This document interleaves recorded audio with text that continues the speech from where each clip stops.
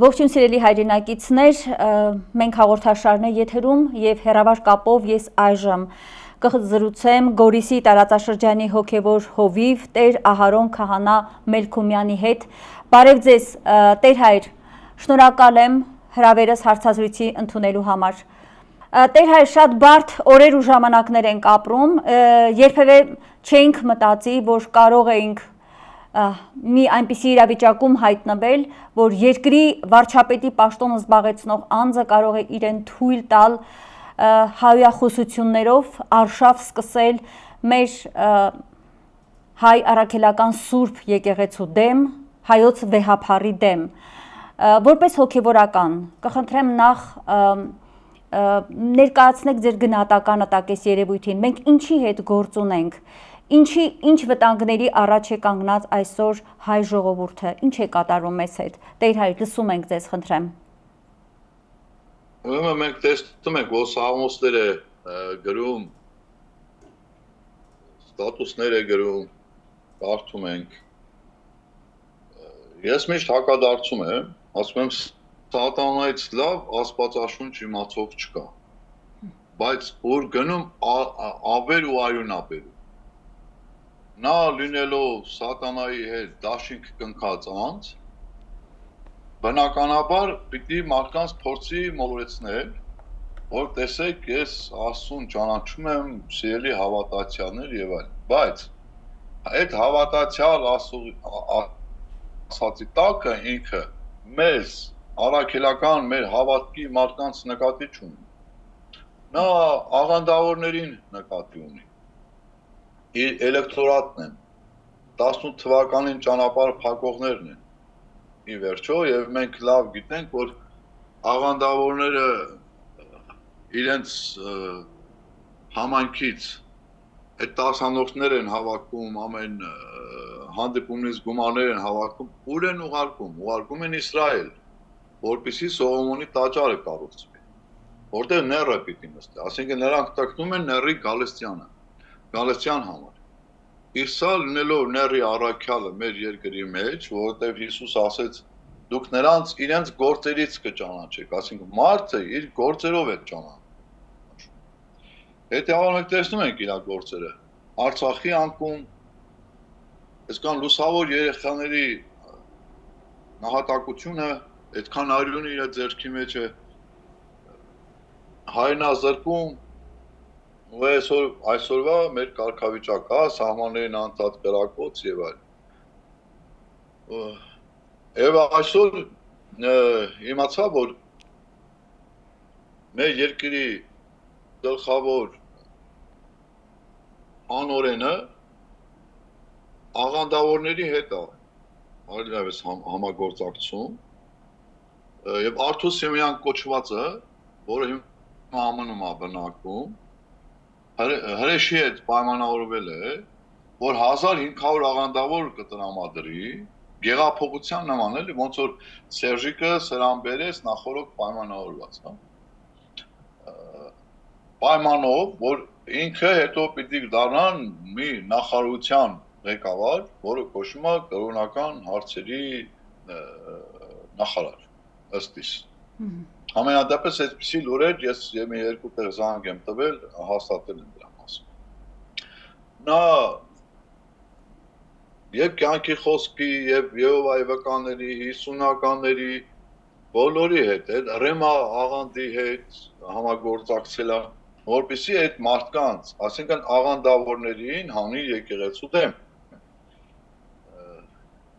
Հետաքրքիր բան հիշեցի, ուրեմն ասում եմ մարդու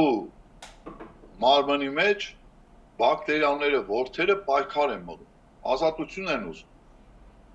Ասում են իմունիտետը մեզ ճնշում է, մեզ ազատություն է պետք։ Ի վերջո տալիս են այդ ազատությունը, միաժամանակ ժամանակ շատ լավ են զգում, հետո զգում են, որ օդ չկա, հետո սկսում են մրսելը, հետո տեսնում են, որ մութ է, պարզվում է, որ օրգանիզմը մեռել է։ Հիմա եթե մեր եկեղեցական իրականությունից, մեր հավատքի իրականությունից հանում ենք եկեղեցին, տակը մնում է աղանդավորները, այլասերվածները, սորոսականները։ Շատ արագ մեր երկիրը որպես օրգանիզմ կոչնչացնի։ Մեր թշնամին լավ գիտի դրա մասին։ Հենց դրա համար էլ հարձակվել է եկեղեցու վրա։ Անունը դրել Գարեգին II վեհապար կամ սրբազաններ եւ այլն։ Բայց իրական խորքային հարձակումը եկեղեցու արմատին է կպած։ Բայց ավետարանի խոսքով պիտի հիասթափեցնեմ այդ անհայրենիքներին, որ Հիսուս ասում է, սա այն վեմն է, ով որ կպնի դրան պիտի կործանվի։ Իրանք կպել են այդ վեմին, անշուշտ կործանումը անխուսափելի պիտի լինի։ Բայց ես հորդորում եմ մեր հայրենակիցներին, որովհետև եկեղեցին ոչ միայն հոգեփրկական գործունեություն ծավալել մեր ազգի զավակների մեջ, սկսած մկրտությունից, պսակելուց, ուղարկավորությունից, այլ նաև մեր ազգի տեսակն ու որակն է պահել դարեր շարունակ։ Մենք 600-700 տարի չենք ունեցել պետականություն, բայց եկեղեցին հային հայ է պահել, ահա ինքը ինչ արմատին է հարվածում։ Այսինքն հային հայր պահող արմատին է հարվածում, որպեսզի էլ հայր չլինի։ Այո։ Իրա ինքը թշնամի է։ Ես պաշտոնապես որպես քահանա հայտարարում եմ 17 թվականին իմ համայնքը դրա մասին կվկայի, ասել եմ, որ այս հրեշին Սերժիկ Սարգսյանը բերելու է դնի գահին։ Ինձ ասում էին, չի թողեինք, չէ, ես չեմ ասեինք, ասեմ գալվա ղեկավար։ Ասել են Սերժիկը չի թողնի, ես էլ ասեմ նա է բերելու։ Վերջում նույն այդ Սերժիկը թող նայ Նզովյալնի երիցս, որտեղ սերա ծնածն է, ուրեմն ասեց ես սրան չեմ պարտվի, այլ ավելի հզոր ուժերի։ Փաստացի ասեց առաջի կապիտուլյանտ ինքն է եղել։ Հիմա ուզում եմ նորից իշխանության գա։ Հասկանում եք վատը, վտանգը որտեղ է։ Որ պարտվածը նորից ուզում է գա, հետո նորից ասի ես էլ իրան չպարկվում, մի ուրիշ հրեշի բերի, ասի ես էլ իրան չպարկվում, էլ ավելի հզոր ուժերի։ Սա բավական մեծ վտանգավորություն է մեր ազգի համար։ Մեր ազգի զավակները պիտի հասկանան, մենք ունենք երկու թշնամի։ Սերժիկ, որ ծնես Փաշիկ։ Մենք պիտի սենց ֆիքսենք ու կանգնենք այդտեղ, որտեղ իրանք դուրս են գալիս, պիտի որտեղ կարար կանխեր, չէ՞, ռադիոտուն էին մտել։ Ինչ արեց, ոչ մի բան։ Հեռախոսներ էին բաժանում։ Այսինքն սա պլանավորված հրեշավոր ծրագիր էր։ Արմեն ջան, ես քեզ հիմա կասեմ, թե հետ որ շուշուտ ասում են 5-րդ շարասյուն։ Գիտես դա ինչ է։ 5-րդ շարասյունը պատմական ճշմարտություն է։ Ուրեմն 1936 թվականին Իսպանիայում տեղի անում քաղաքացիական պատերազմ։ Մի մեծ քաղաք, ուրեմն մի գեներալ շրջափակում է, ու իր գնդապետին ինչ ասում։ Ասում է ես իմ առաջին շարասյունը քաղաքի վրա ուղարկել եմ արևելքից, երկրորդ շարասյունը արևմուտքից,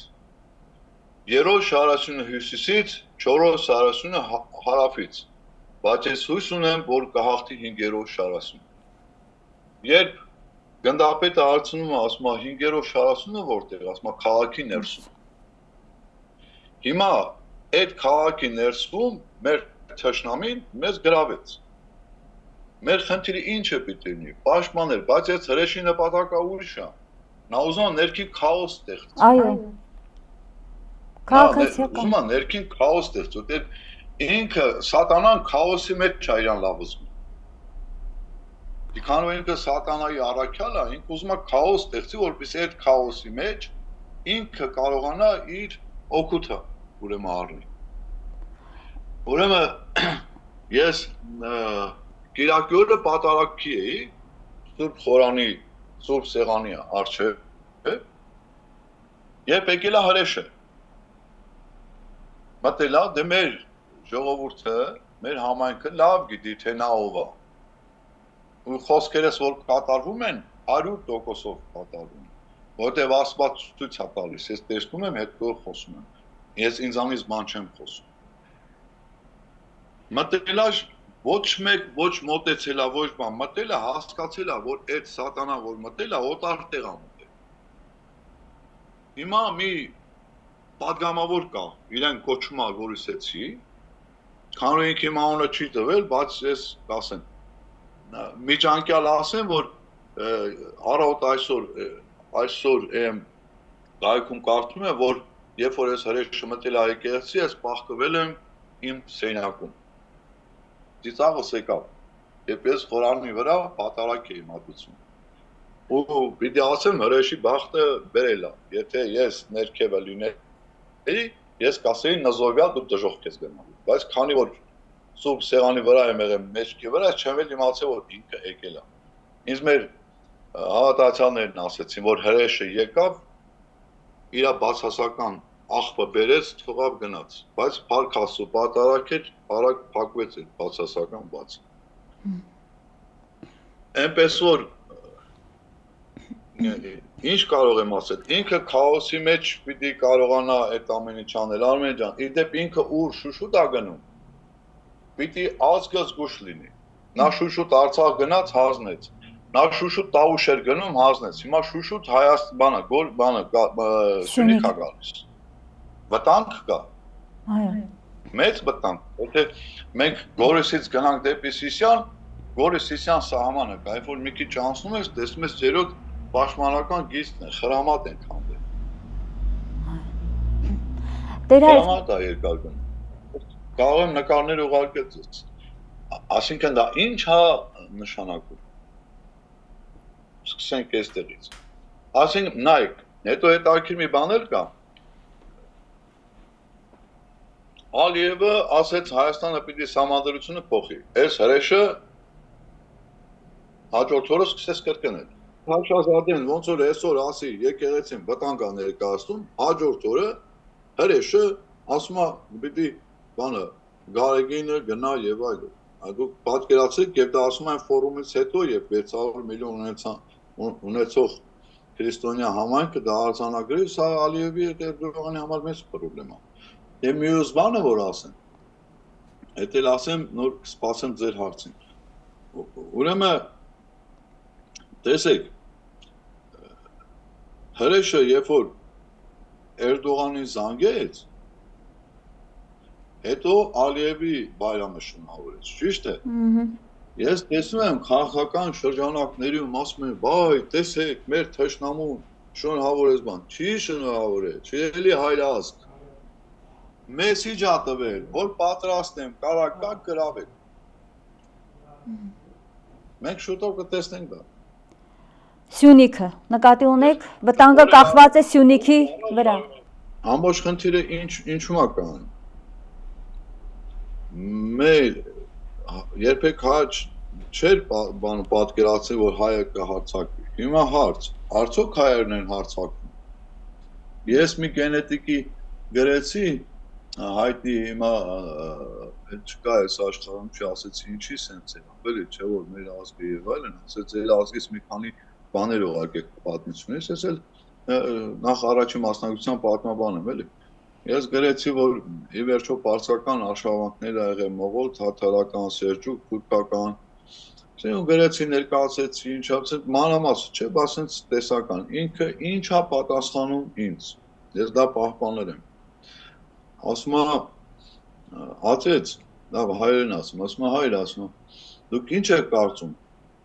նրանք միայն եկել են ձեզ կողոպտելու, ձեզ տիրելու, ուրիշ բաներ չեն արել։ Եվ հետաքրքիր տես ինչ ասում, մարդու մեջ կարա լինի 100 հիվանդություն, այդ 100 հիվանդության հետ մարդը ապրի 100 տարի, ու չիմանա որ այդ հիվանդությունը կա,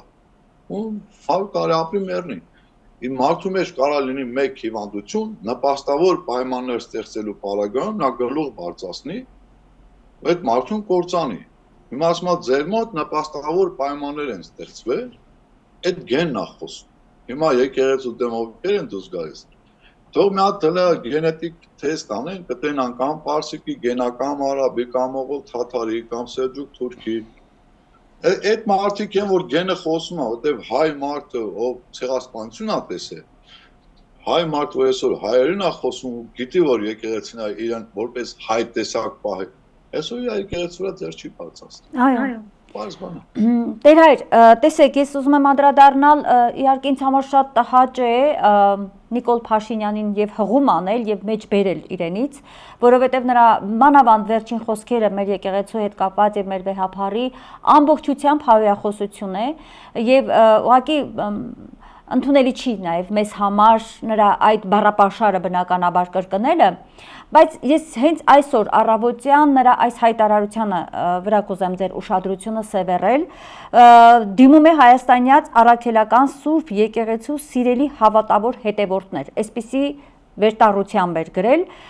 իրական բովանդակությունը հետևյալն է, թե ինչպես հեռացնել կաթողիկոսին եւ առաջարկում է շատ արագ ստեղծել համակարգող խումբ, որը պետք է կազմակերպչական հարցեր լուծի, խոսում է այն մասին, թե ովքեր պետք է այդ խմբում լինեն, կարող են լինել կանայք, նաև տղամարդիկ եւ այլն, եւ մեր Հիսուս Տեր Քրիստոսի հետ կապված պետք է մենք ընթառաջ գնանք, տեսեք ինչ է ասում, իրենց ամբողջ հոգով պետք է այն մարդիկ լինեն, որոնք հավատում են մեր կենթանի Տիրոջը Հիսուս Քրիստոսին եւ այլն եւ այլն։ Դուք ձեր խոսքով արդեն ասացիք, որ նա դիմում է սաղբոսներին, հաճախ է Աստվածաշնչի մեջ բերումներ անում եւ ներկայանում է իբր հայ առաքելական Սուրբ եկեղեցու հետևորդ։ Հիմա դուք ձեր խոսքում շատ կարևոր տեղեկատվություն քիչ առաջ հրապարակեցիք, որ աղանդավորներին է հավաքում իր շուրջը։ Ես կխնդրեմ ասեք, այս կոչը համակարգող խումբ ստեղծելու ուղղված է աղանդավորներին մեկ եւ երկրորդը ինչ նպատակ է այս մարդը հետապնդում, այսինքն նա պարակտում է, նա եղբայրասպան պատերազմ է հավանաբար հրահրելու, մեր ներսում արյուն է թափելու քաղաքացիական պատերազմ եւ ուղղորդում է այդ համակարգող խմբին դեպի Էջմիածին։ Զարուրելի պատկեր, դժվար է անգամ պատկերացնել, թե այդ մարդու ուղեղում ինչ զարուրելի նպատակ ու ծրագիր կա։ Հիմա ձեզ կխնդրեմ ասեք, փաստորեն այս համակարգող խմբի մարտիկներ նա համարում է աղանդավորներին, սա մի հատ հասկանանք, հա, ում նա կոչով դիմեց այսօր առավոտյան շուտ։ Ես կարող եմ ձեր եթերով իրեն ողջուն հղել։ Ուրեմն երկրորդ դարում գենոցիդն էր զարգացել քրիստոնեական կյանքից ներս, աղանդավորական, փիլիսոփայական շարժում էր։ Ղեկավարը Մակրիոնն էր։ Երբ որ նա հանդիպում է մեր Իգնատիոս Անտիոքացուն, որ Անտիոքի եպիսկոպոսն էր, սա այն մարդն էր, որ Հիսուս գիրք առավ, ասավ, որ այս մանուկների պես չլնեք, երկենքի արքայություն չեք։ Ուրեմն հանդիպում է Իգնատիոս Անտիոքացուն, ասում է ողջույն, Իգնատիոս Անտիոքացին ասում է ողջույն Անդրանիկ որդի Սատանայի։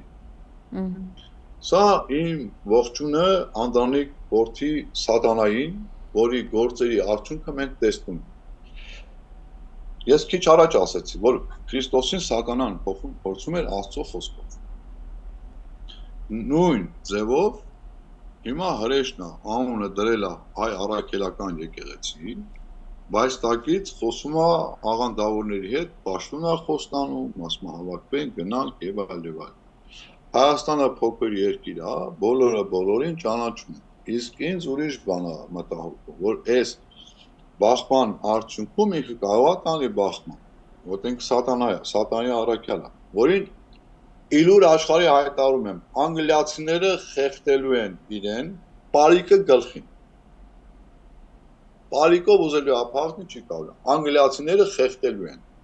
նրան դժոխքն է սպասում։ Իլուր աշխարհի ասում եմ, տեսեք, իրան ոչ մեկ չի կարող վերացնել, իրան իմ տեսածն եմ ասում, իրան